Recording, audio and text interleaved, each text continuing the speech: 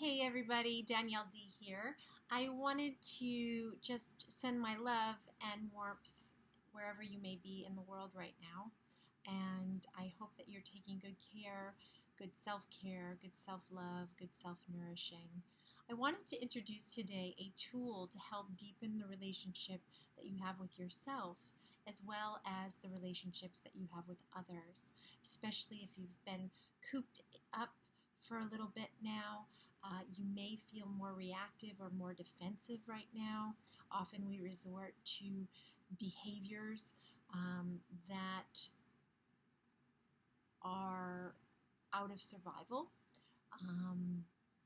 versus more proactive, thoughtful, intentional behaviors, especially under stress. Okay, so this practice tool number 3 is called the best possible self for relationships. And why this is important is often we're very elusive about our goals, especially when it comes to relationships.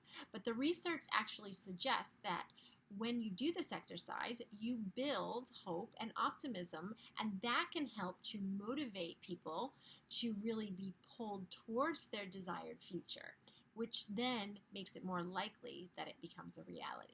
This exercise asks you to imagine your relationships going as well as they possibly could. You can pick one relationship, and even if they're not going well right now, even if you both are at each other's throats, hopefully not literally, you're going to imagine things going really, really well and how you see this relationship going in the best possible outcome. And the research suggests that by doing this, you're not only increasing your happiness and your hope and your optimism, but you're also paving your way for a much stronger and fulfilling relationship. There are 3 benefits to this exercise and much more. However, I want to review 3 with you before I actually introduce you to the exercise so you know why would I even do this. 1, it gives us back our power. It's a tool that helps to put the focus and our locus of control back in our hands so that we can start to act from a place, well, what's within my control? So you can have agency and move forward from that place versus being reactive. When you're proactive in your life and your relationships, as you know, you actually feel more empowered and you can take steps towards the type of relationship you want and how you want to feel. So the second benefit of this exercise is it helps to motivate us towards the desired future we want. And this is done by activating the hope circuitry in our brain, and that redirects us towards the future. So hope and optimism can be learned, and this specific tool is actually one that helps to do that. So who doesn't want a little bit more hope and optimism in our relationships and in our life? So benefit number 3 is to really develop deeper connection, and deepening in connection with not only yourself, because you discover more of what you want or need in a relationship, but secondly, you can build deeper and more fulfilling connection with your partner because you can increase your own happiness and optimism about the future and the possibility of your future, and then you show up differently in your relationship when you feel better about your future.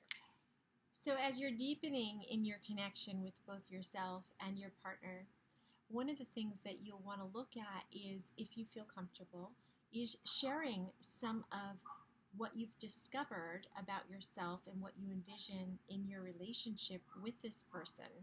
And he or she can do the same with you and practice the exercise and then share with you what he or she sees in the future and what you envision. And the two of you can share your visions together and see where there are some commonalities and things that you'd like to build out together. And if you decide to share your vision with your partner, one of the things that I would just suggest is to not comment on the partner's vision, allow them to express it, and then see what you would like to expand together on. And what are some things that you would like to work together on towards that vision, but not to criticize the vision. So here we go with the exercise. Now that you know the benefits, I'm attaching this particular PDF that I'm reading off of in the email. If you are viewing this video without being on my email list, you can go to the Greater Good website and download the exercise Best Possible Self for Relationships. You do want to practice this exercise for 15 minutes a day for 2 weeks. So here are the instructions for the exercise. It may be easy for you in this exercise to examine how your current relationships don't match the relationships you'd like to have in the future.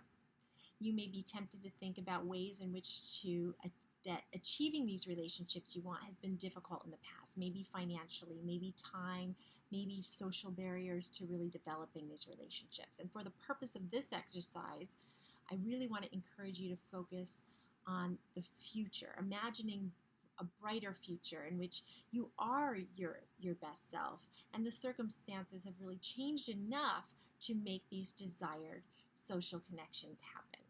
This exercise is most useful when it's very specific. If you think about having a better relationship with your parents, for instance, describe exactly what would be different in the ways that you relate with each other. If you think about having a partner or a new friend, describe how they interact with you. What might you do together, and so on, okay? And for you, if you could be more specific, you will be more engaged with the exercise, and you're going to get more out of it.